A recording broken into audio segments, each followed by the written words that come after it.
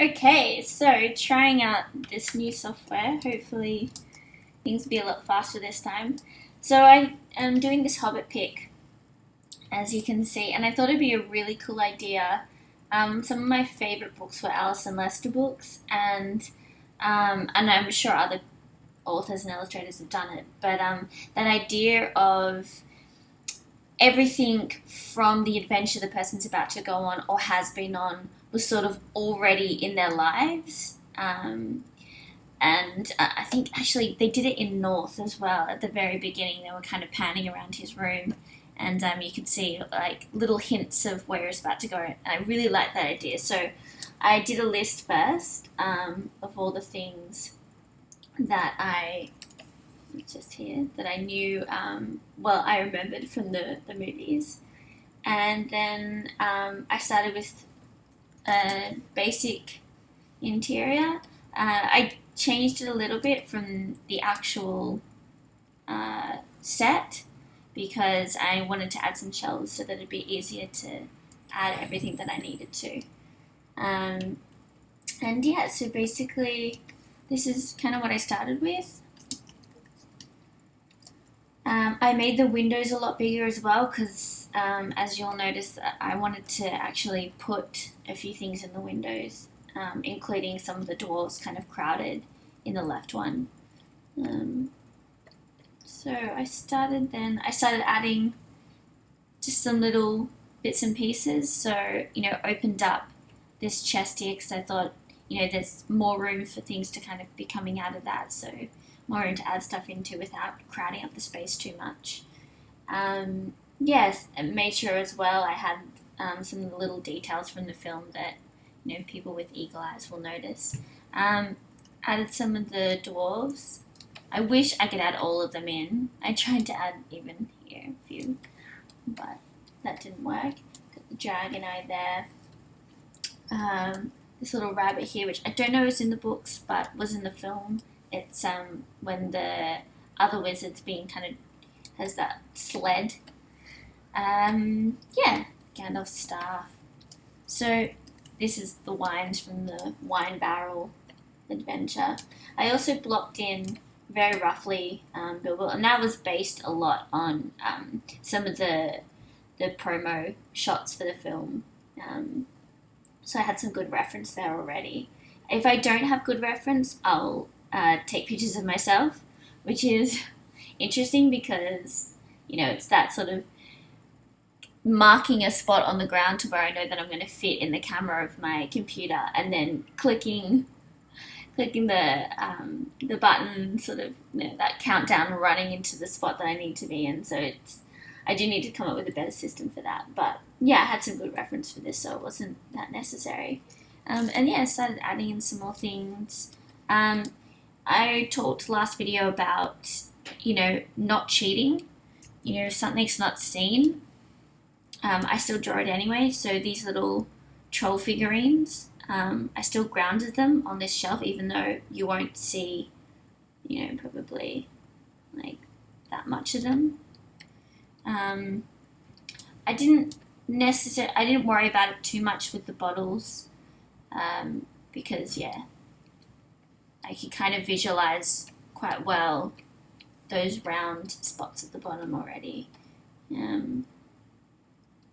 So add some jewels in the cave. I just added some fruit and I'm gonna add more fruit around because hobbits love to eat. The spiders from the forest, wolves, little things like that. I'm not too happy with this actually. It's a little uninventive, but I was sort of running out of ideas. So yeah, Gandalf's hat over there. And this is the best I could do for the goblin cave. So it's some ladders kind of coming up. So changed the design a bit there too. The eagles, which were probably my favourite part of the film. So again, changing the design of the actual set, but I'm just going to use my artistic license there. So yeah, now I've started to rough in Bilbo. I was pretty happy with my silhouette already, so I didn't really need to change the shape too much. Even his ears here, I'm probably not going to need, I realised, because his hair's so curly. I'm going to just grab my reference again for Bilbo so I can make sure I get his clothing right. So yeah, he kind of, make a new layer. So these suspenders are going to be really important to get that perspective right, because I want it really to seem like he is bending over just a tad, because it gives him more momentum, you know, as he's running out the door.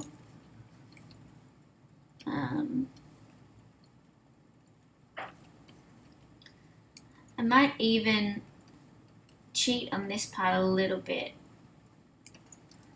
I'm thinking about maybe making his waist just a little bit smaller, because I really want that shirt to kind of billow out a bit. And he has quite loose pants actually.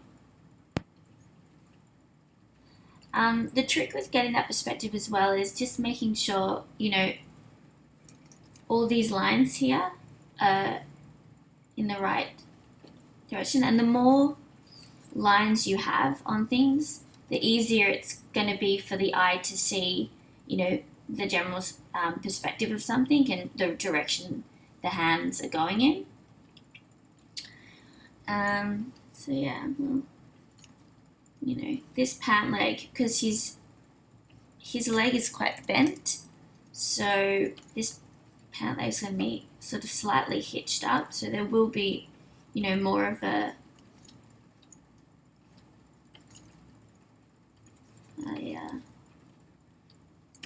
crease. Sorry. Turns out I really can't draw and talk at the same time. This is as well a bit of a visual cheat. So you know that even though they're very different perspectives, the pant legs are going to be almost the same length. You know, this foot's coming into the foreground, so it's going to seem a little bigger. But the way I measure it is just literally just by the leg. So I could probably make this a little bit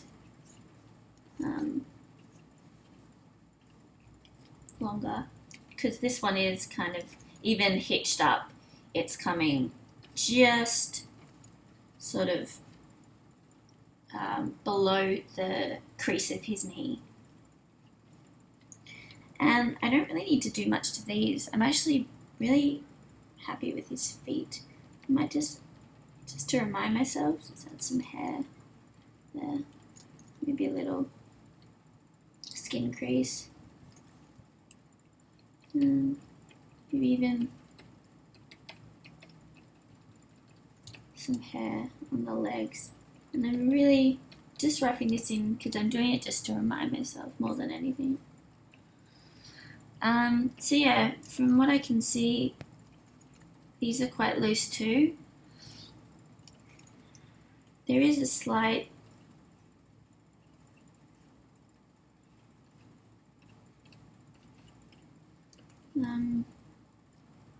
it goes in just slightly, which I like. I'm sort of exaggerating a bit more than what it is, but again, that's just to really make it visually more interesting. Same with this. And again, see, even with the creases, I'm making sure I'm following those lines that I know are there to help with my perspective. So I'm kind of adding the shirt collar.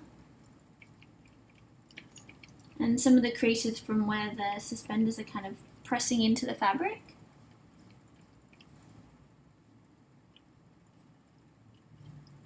So yeah, we're kind of coming along now.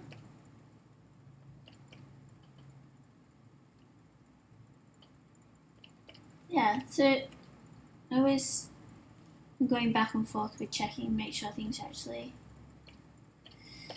coming together okay. because even with things on a low opacity, I still find them hard to see sometimes.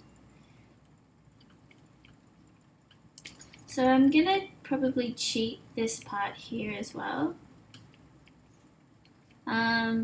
You know, you would probably be able to see this ear, but I don't think it's going to work. I think it's going to take away too much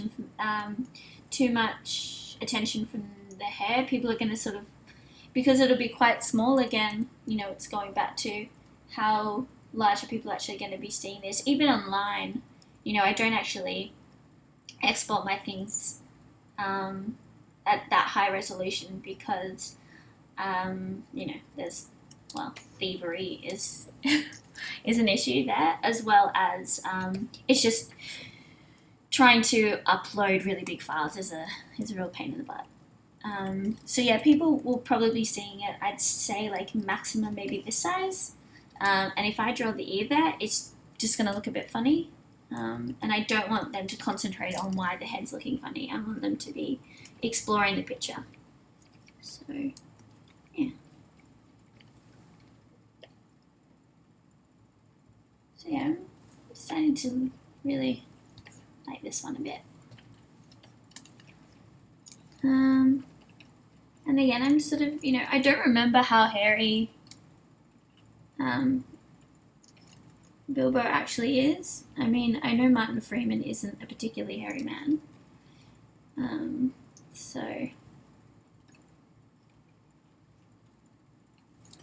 But I like to think the hobbits, you know, if they've got such hairy feet, then I'd imagine that that kind of continues out through their body. So yeah, I'm just roughing in. Again, I already had pretty good guides for the hands and the feet in my second pass, so it's nice I'm not really having to think about things too much yet.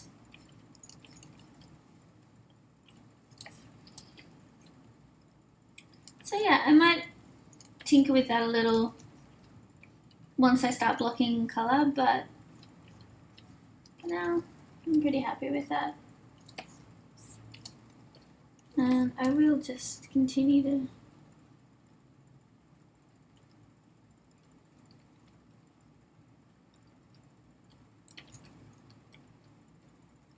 draw that in. Okay. Sometimes I will leave this part on, just because I find that when I've done the next outline, if I've done a nice job with the second pass, I'll forget to add things in the third pass. So it's good just to have that little reminder. I'm still wondering whether I want to do anything with this, the background he's going to be walking into. This is pretty much directly from what I've seen of the promo shots. There is the option to add more details of his adventure. I originally thought it would be really cool to have the silhouettes, you know, kind of going over the mountain, maybe like Gandalf there, sort of as a little homage, but again, going back to size, there's absolutely no way someone's really going to be able to tell what they are. It's going to look more like Stonehenge than silhouettes of characters, so I don't think that's going to be an option for this one. Perhaps if I was, you know, if that was the drawing, or even that maybe, but it's not, so not really an option. I also was going to put the eagles actually outside, you know, something like that, but I really love the shape of eagles. They're really beautiful and very fun to draw, so I couldn't help adding some detail and doing this nice thing, even though I know I'm sort of breaking the rules with set design there. So yeah, I'm pretty happy with most of these. I don't really feel like I need to do too much more. I think maybe I might add a little bit more detail to the trolls before I go to colour. So again, that's first finding the layer. I do recommend naming your layers. I don't. I'm really lazy. It's not good. Yeah, eventually I will learn my lesson. Usually, again, like I said in the last video, I don't actually have that many layers, so it's usually not too much of a problem. Now, I'm not going to get reference for these. I'm just going to kind of,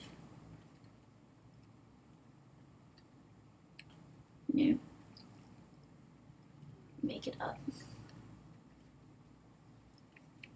It's really fun to draw.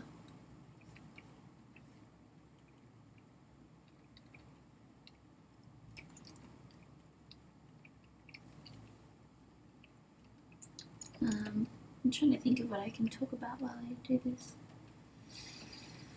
I don't know if it's very boring. I do remember they had kind of little, almost like lederhosen, which I thought was an interesting choice.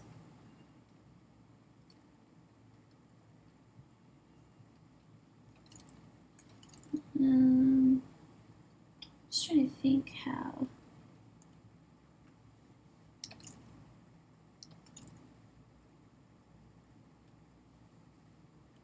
Yeah, I think a bit more like that. When I pause, it's usually because I'm making the position of the hand myself. Your best reference is yourself, usually, when it comes to hands and that sort of thing. So because this line is a little more refined, I'm not really bothering now with those details I'm not going to see because I've already drawn them in, so I know that the rest of it's sitting well. And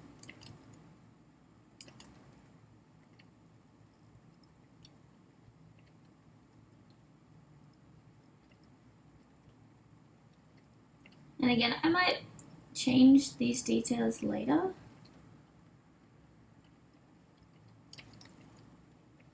This is really just to kind of,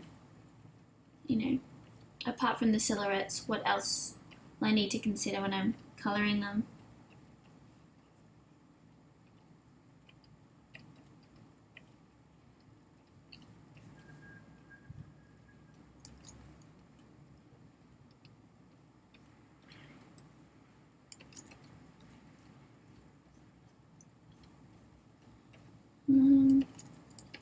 Yeah.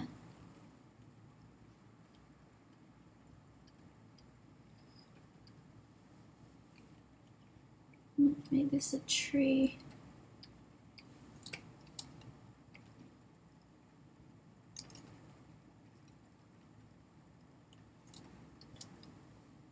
Actually, now having drawn that hand in a bit better, I don't know if that's working.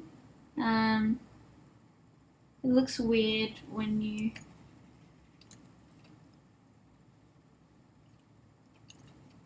We'll see how we go without it for now. Might actually change it just so it's coming straight down. Yeah. In case like that, you can't get too stuck on your original shape sometimes, because once the detail goes in, it might not work.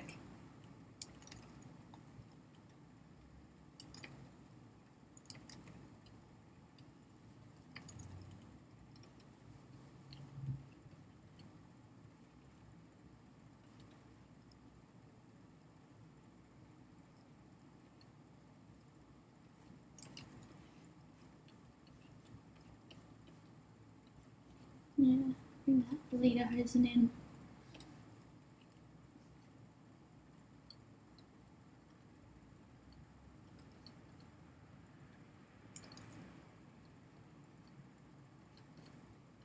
Make sure this guy doesn't really have a neck.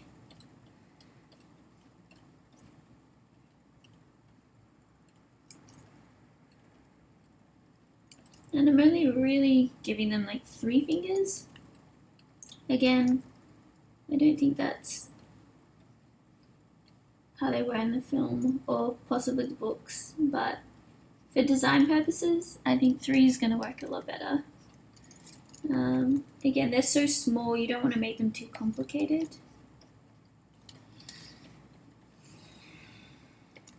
So yeah,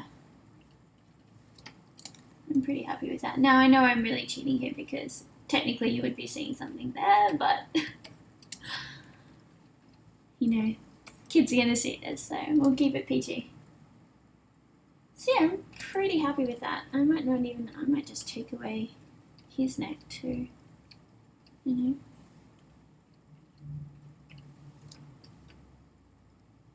And some hair here.